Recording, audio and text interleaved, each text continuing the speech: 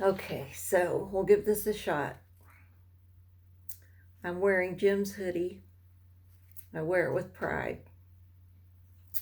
So, first, I would like to say that it is with much sorrow that I refer to my beloved brother Jim in the past tense.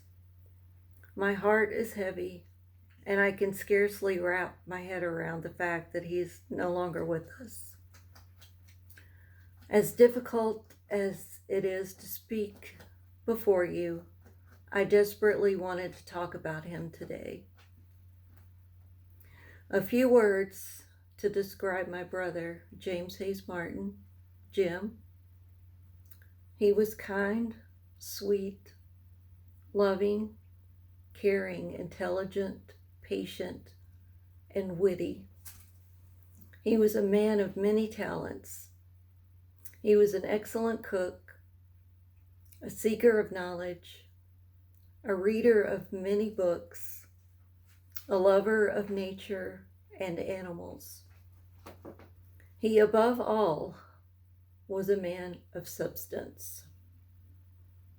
His only status symbol was his Mini Cooper, if you could call it that. I would like to share with you my experiences with Jim. After coming into the world on December 23rd, 1969, my new baby brother, excuse me, came home several days later, and at first, I wasn't sure what to make of him. He was tiny, and I was fearful I would somehow break him. But I eventually overcame my fears and determined that I could get accustomed to having him around. As Jim grew from a baby to a toddler to a boy, I found that he could be quite irritating, as siblings often are. He delighted in taking coveted things from my room and aggravating me when I had friends over. But he could be as sweet as he was aggravating. He had a collection of stuffed animals that he absolutely adored, and he kept them on his bed until, I suppose, he discovered that wasn't what the cool kids do. So, this brother of mine continued to grow on me. As he matured, Jim went through a few different phases, as boys often do when they're struggling to find their identities.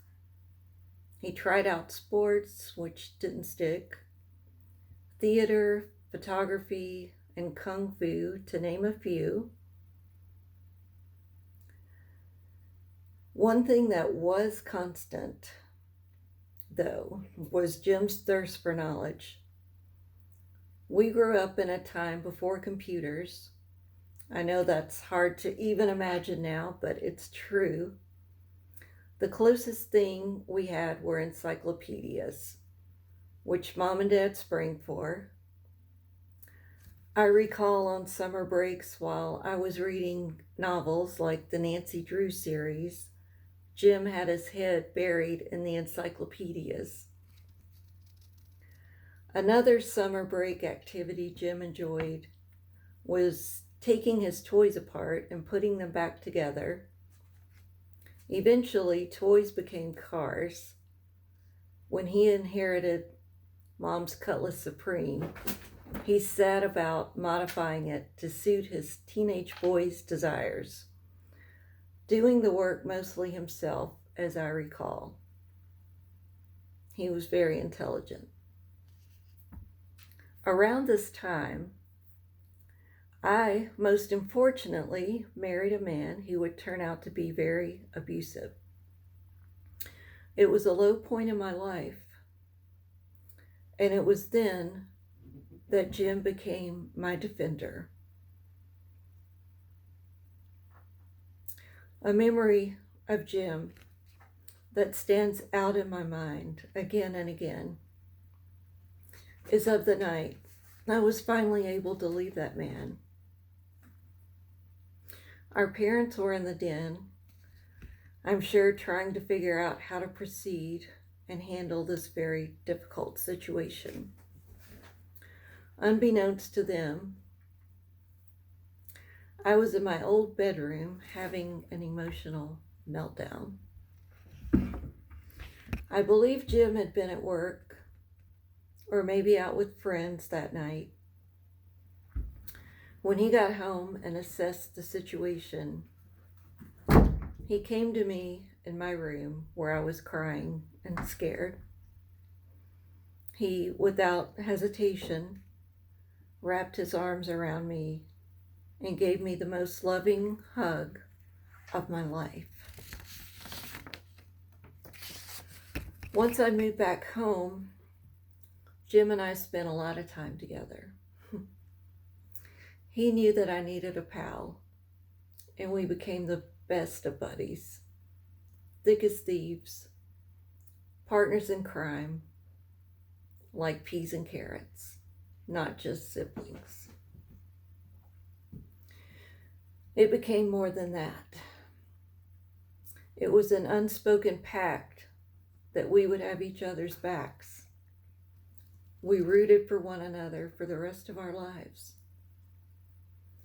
Jim had grown into a man that I both respected and adored, and that never changed. Though eventually we were worlds away, literally, Jim in Hawaii and me in Germany with my husband at the time, we stayed in touch via letters and phone calls when we were able. We were not able to see each other for several years. I eventually returned to Glasgow Road to begin nursing school, and Jim was able to visit a couple of times while I was in school. I remember being at the farmhouse working on one of many papers I was to write for school. Jim was visiting while on leave from the Navy, and when I finished the paper, he proofread it, showing me accurately corrections that needed to be made. That's what a smart guy he was. During that visit, he got to know the menagerie of cats I had at the time and asked about them often. We both developed quite a fondness for cats through the years, and we always had in common a love of animals, but especially cats. There are so many photos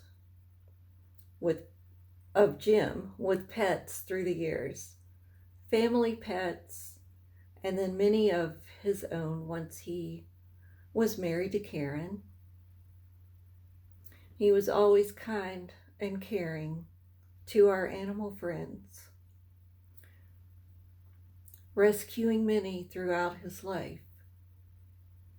Cats especially seemed to sense this about him because they found him not only in Norfolk, but often in places he traveled, like Turkey and Mexico. Jim also used to love the outdoors and nature, especially while in Washington. During visits there, we went hiking, backpacking on top of a mountain, which was quite the adventure. He and Karen also visited us in Cincinnati several times, where we also had big adventures. As Jim and I became older, and we both entered into the productive years of life, we saw less of one another. Less than I would have liked. But at least I knew he was there. And my love for him held fast and true.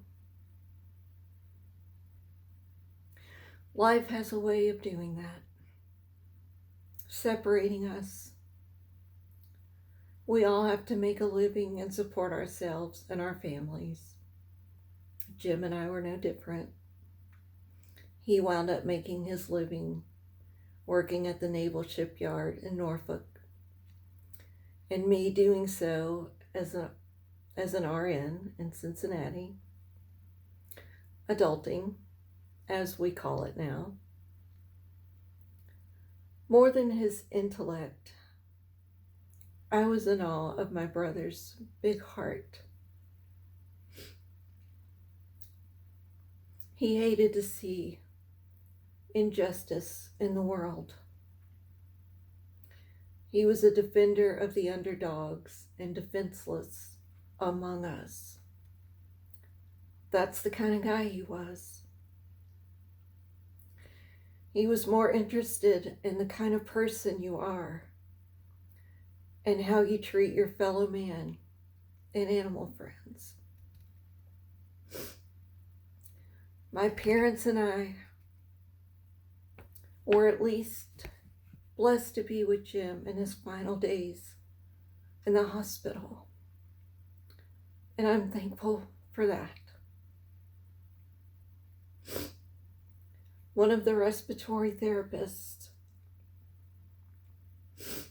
who was present when he first entered the hospital told me that Jim, though he was very ill in the ER, Jim said, or the respiratory therapist said, that Jim was so polite and verbalized his gratitude for the care they were giving him. That's the kind of guy he was.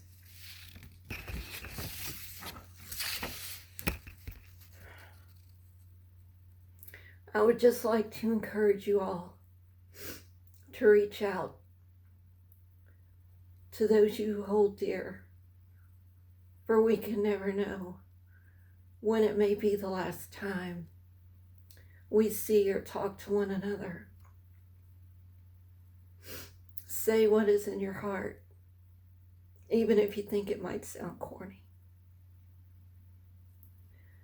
When Jim left, excuse me, sorry. When Jim left this world, it left a hole in my heart that cannot be filled. When I look to the stars twinkling in the night sky, I am reminded of the twinkle in my brother's eyes. In closing, I want to say that I was blessed with the best brother a girl could ever hope for. One thing is certain, brother. You loved, and you were loved, and that is what life is all about. The world is a better place because you were in it, and love never dies. May your sweet, beautiful soul forever rest in peace. I miss you every day.